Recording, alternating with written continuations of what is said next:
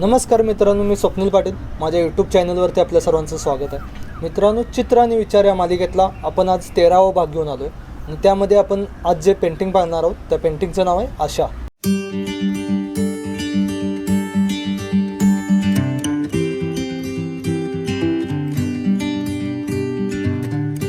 आज जे आपण चित्र पाहणार आहोत त्याचं नाव मी मगाशी सांगितलेलं आहे तुम्हाला, आशा. मी पहिल्यांदा तुम्हाला ते चित्र दाखवतो, ते पेंटिंग दाखवतो. साईडला तुम्हाला आता जे पेंटिंग दिसतंय तर हे 2x3 फुटामध्ये साईजमध्ये केलेलं हे पेंटिंग आहे आणि जे ऑइल पेंटमध्ये केलं आहे, कॅनव्हासवरती हे चित्र आहे. आशा हे नाव मी सांगितलेलंच आहे, पण आत्ता तुम्हाला चित्र पाहिल्यानंतर थोडंसं लक्षात आलं असेल आशा नाव का दिलं असेल. कारण यामध्ये बॅकग्राऊंडला जे पोर्ट्रेट दिसतं ते आशा भोसलेंचं आहे. तर मला हे पेंटिंग कसं सुचलं, ह्याची कन्सेप्ट काय होती हे मी तुमच्याशी आज शेअर करणार आहे. तर मी एक्झिबिशनचं काम करत होतो, म्हणजे जहांगीर आर्ट गॅलरीसाठी जे एक्झिबिशन होतं माझं त्याचं काम करत होतो, चालू होतं. आणि मला एक सवय आहे, काम करत असताना शक्यतो माझ्या बाजूला कॉम्प्युटरवरती किंवा मोबाईलवरती FM असेल किंवा शक्यतो गाणी असतील माझ्याकडे डाउनलोडिंग केलेली, तर मी सातत्याने ते ऐकत असतो. काही क्लासिकल गझल आणि ह्या गोष्टी ऐकत असतो.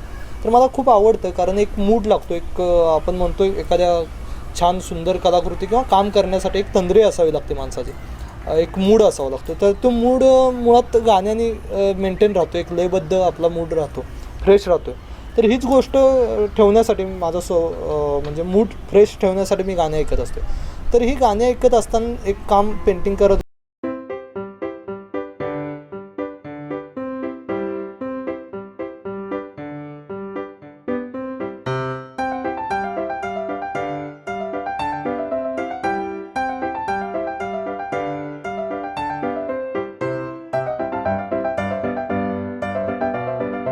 मी ऐकलेलंच आहे.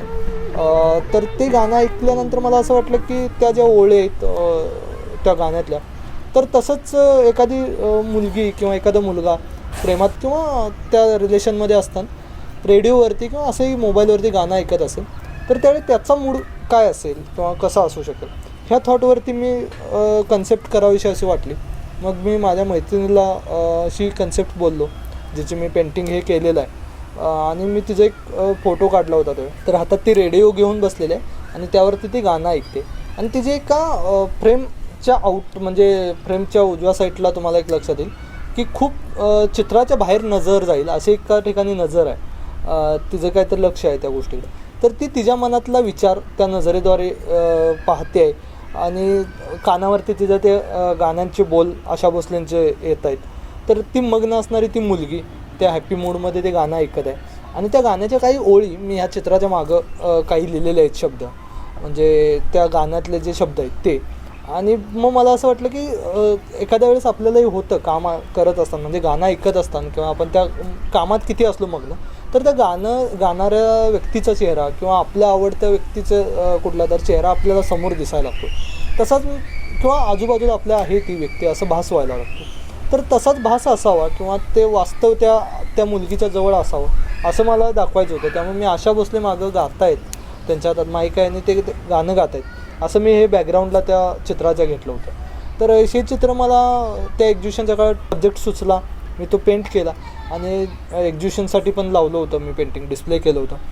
आशा नाव ठेवण्याचं कारणही असंच होतं या चित्राचं की एकतर आशा भोसले आहेत आणि त्या मुलगीला त्या गाण्याद्वारे कोणत्या तरी व्यक्तीची, तिच्या प्रेयकराची असेल किंवा अजून कोणाची असेल, ती आशा लागले तो जवळ येण्याची किंवा कुठल्याही गोष्टीची.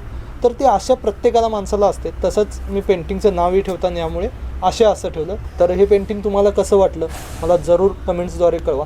आणि चित्र आणि विचार या एपिसोडमध्ये आपण हा 13वा भाग बघितला या मालिकेतला.